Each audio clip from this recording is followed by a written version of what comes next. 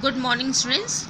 आज हम जो हाफेली का जो क्वेश्चन पेपर है उसके आंसर्स डिस्कस कर ले रहे हैं कि कौन सा करेक्ट ऑप्शन यहाँ पर सही है।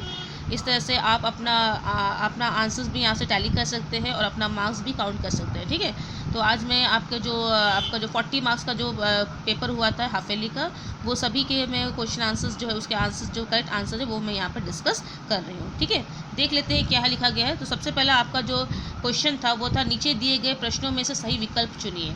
तो इसमें से जो ऑप्शन दिया, एक क्वेश्चन था इसमें वो 3 ऑप्शन थे, उसमें से आपको एक करेक्ट ऑप्शन चुनना था। ठीक है, और ये 20 मार्क्स के थे, मतलब 20 क्वेश्चन थे और 20 मार्क्स क्वेश्चन थे, मतलब एक क्वेश्चन 1 मार्क्स का था। ठीक है, तो देख लेते हैं पहला क्वेश्चन क्या था। बड़े भाई साहब कहानी के लेखक है। तो यहाँ पूछा गया है कि जो बड़े भाई साहब जो कहानी है उसके लेखक कौन है, और ऑप्शन दिया गया है आपका शरद चंद्र जी, प्रेमचंद जी और यशपाल। तो इसका जो सही आंसर है वो सही ऑप्शन है आपका प्रेमचंद जी। ठीक है, वक्ता को कौन सा नया शौक पैदा हो गया था।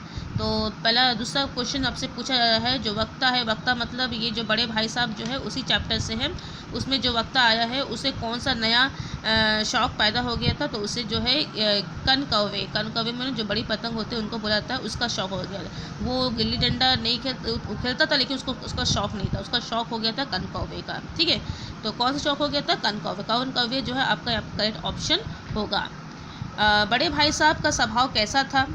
तो जो बड़ा भाई साहब था उसका नेचर कैसा था, वो अध्ययनशील थे या अध्ययनहीन थे या अध्ययनहीनता थे, माने उनको पढ़ाई करना अच्छा लगता था या पढ़ाई में मन नहीं था या पढ़ाई बिल्कुल पसंद नहीं था।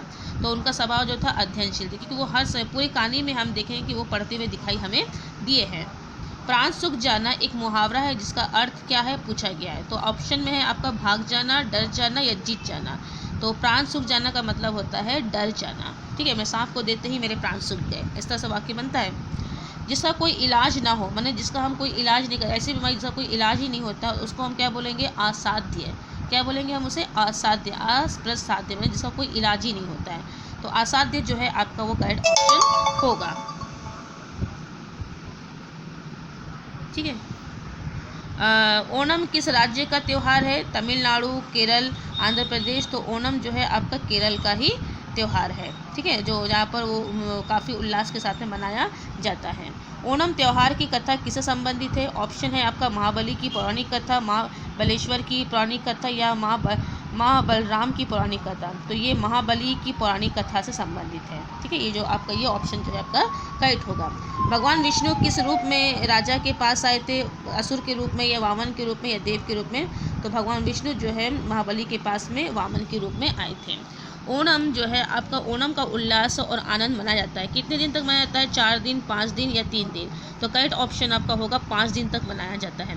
ओणम के दूसरे दिन को कहा जाता है तिरुपणम, तिरुओणम या तिरुपति। तो ओणम का जो दूसरा दिन होता है उसे तिरुओणम कहा जाता है। ओणम के दिन किस प्रतियोगिता का आयोजन किया जाता है, घोड़ दौड़, नौका दौड़ या साइकिल दौड़। तो जो ओणम के दिन जो है बहुत ही विशेष प्रतियोगिता होती है जिसको हम नौका दौड़ बोला जाता है। ठीक है, विष्णु जी ने कितने पग भूमि मांगी थी। विष्णु जी ने 1, 2 या 3। तो विष्णु जी ने 3 पग भूमि मांगी थी। तो 3 जो है आपका करेक्ट ऑप्शन होगा। ओणम के दिन लड़कियों और स्त्रियां ताली बजाती हुई नृत्य करती है। जो लड़कियां होती है, जो स्त्रियां होती है, वो ताली बजाते हुए नृत्य करती है। तो कैसे करती है, सामूहिक माने ग्रुप में करती है, व्यक्तिगत या पर्सनली एलोन करती है, सेपरेट करती है, तो इंडिविजुअल करती है या जोड़े में करती है या पेयर में करती है। तो जो लड़की और जो स्त्रियाँ होती है वो सामूहिक रूप से ताली बजाते हुए नृत्य करती है। ठीक है, सामूहिक इसका करेक्ट ऑप्शन होगा। सांप के आकार वाला कहलाता है, जो सांप के आकार का होगा उसको हम सर्पाकार बोलेंगे। ठीक है, सर प्लस आकार, सर्पाकार। वृत्ताकार मतलब गोल होता है, और गोलाकार मीन्स वृत्ताकार, वृत्त माने जो होता है आपका स्क्वायर, और गोलाकार मतलब होता है आपका सर्कल। सभा का खेल कविता के कवि है, कौन है सभा के खेल के। ऑप्शन है आपका सुभद्रा कुमारी चौहान, महादेवी वर्मा या सुमित्रा नंदन पाल। तो सुभद्रा कुमारी चौहान जो है सभा के खेल की कवित्री है। बढ़िया शब्द का विलोम शब्द है। बढ़िया शब्द का विलोम क्या होगा, अच्छा, घटिया या मूल्यवान। तो घटिया जो है इसका ऑपोजिट वर्ड होगा। अच्छा और मूल्यवान तो बहुत ज़्यादा बिल्कुल अच्छा शब्द है। ठीक है, कविता में बच्चे क्या कर रहे हैं, सभा का खेल खेल रहे हैं, नृत्य कर रहे हैं या गायन कर रहे हैं। तो कविता में बच्चे जो है सभा का खेल खेल रहे हैं। भाषा के भेद होते हैं, कितने भेद है भाषा, कितने भेद बताए गए हैं, भाषा के 3 भेद बताए गए हैं। मौखिक, लिखित और सांकेतिक। ठीक है। कनक का अनेकार्थी शब्द है चावल, चांदी, धतूरा। तो कनक का अनेकार्थी शब्द है धतूरा। कनक को हम सोना भी बोलते हैं। ठीक है। भविष्य में होने वाला कहलाता है आगामी, भावी या भूतकाल। भविष्य में होने वालों को हम भावी कहते हैं। सही कथन के आगे सही का और निशान और गलत के आगे में गलत का निशान लगाइए। तो देख लेते हैं, ट्रू फॉल्स भी देख लेते हैं। रास्ता दिखाने वाला पथ प्रदर्शक कहलाता है। बिल्कुल सही बात है, जो हमें रास्ता दिखाता है उसे हम पथ प्रदर्शक करते हैं, इसलिए ये करेक्ट ऑप्शन है, ये करेक्ट है, ये सही है, ये ट्रू है। भाई साहब स्वभाव से आलसी थे, गलत। भाई साहब स्वभाव से अध्ययनशील थे, तो ये फॉल्स है।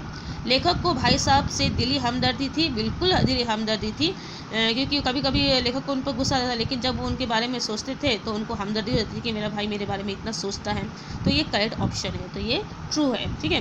बड़े भाई साहब के प्रति वक्ता का मन घृणा से भर गया, बिल्कुल नहीं। इतना वक्ता बड़े भाई साहब जो वक्ता को इतना डांटते थे, लेकिन फिर भी जो है वक्ता जो है अपने बड़े भाई साहब का आदर सम्मान करता था, तो ये फॉल्स है। ओणम का त्यौहार कार्तिक मास में मनाया जाता है, बिल्कुल गलत बात है। ओणम का त्यौहार जो है आपका जो है श्रावण मास से मनाया जाता है। ठीक है। श्रावण मास में इसका ये त्यौहार मनाया जाता है।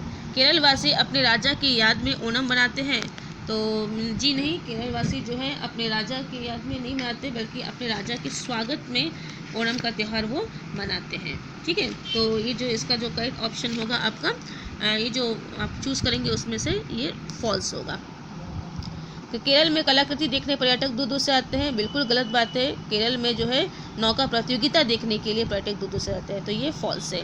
लेखक फटकार खाकर भी खेल कूद का तिरस्कार नहीं कर पाता था, बिल्कुल, जितना भी डांटो लेकिन वो खेलने जाता ही था, इसलिए बिल्कुल ये ट्रू है।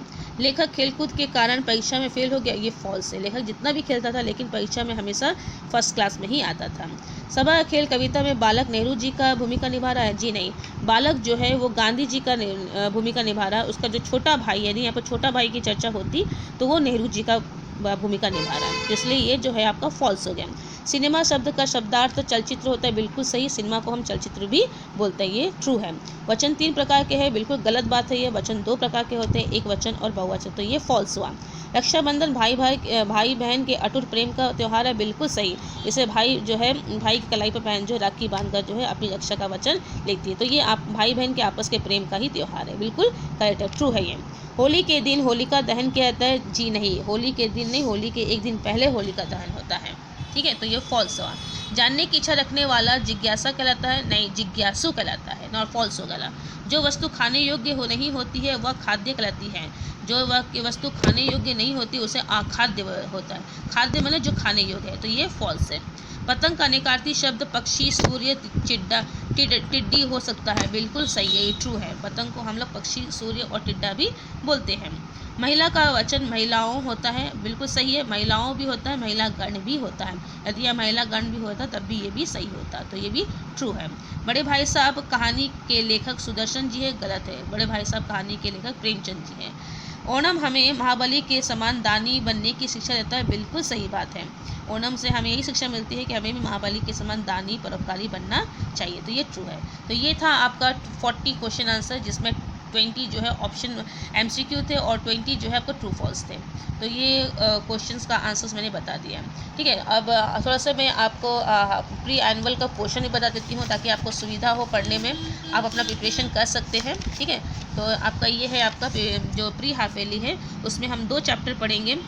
उसमें पहला है कांटों में राह बनाते, जो कि आपका पोइट्री है, और दूसरा है स्वामी विवेकानंद की एक स्टोरी है। तो ये 2 चैप्टर हम लोग पढ़ेंगे मेधा में, और वर्तिका में दैट मीन्स लैंग्वेज में पढ़ेंगे, पत्र पढ़ेंगे, हमने फॉर्मल लेटर किया है, अब हम इनफॉर्मल लेटर पढ़ेंगे। ठीक है, भाषा और वाक्य विचार पढ़ेंगे, जो कि आपके बुक में है, लिंग पढ़ेंगे, जेंडर पढ़ेंगे, पर्यायवाची शब्द पढ़ेंगे, जिसे पेज नंबर 67 हम पढ़ेंगे। ठीक है, और विलोम शब्द पढ़ेंगे, जिसे पेज नंबर हम 65 पढ़ेंगे।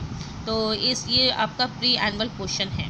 ठीक है, तो आशा है कि आपको समझ में आया होगा। यदि कोई प्रॉब्लम होता है कुछ भी तो आप मुझे इन्फॉर्म कर सकते हैं, या कोई आंसर को समझने में कोई प्रॉब्लम होती है तो उसमें भी आप जो है मुझे इन्फॉर्म कर सकते हैं। ठीक है, तो आज के लिए इतना ही, और जो अब नेक्स्ट क्लास में हम लोग जो है आपका जो वीडियो क्लास होगा उसमें भी हम एक बार और डिस्कस कर लेंगे ये सब चीज़ें।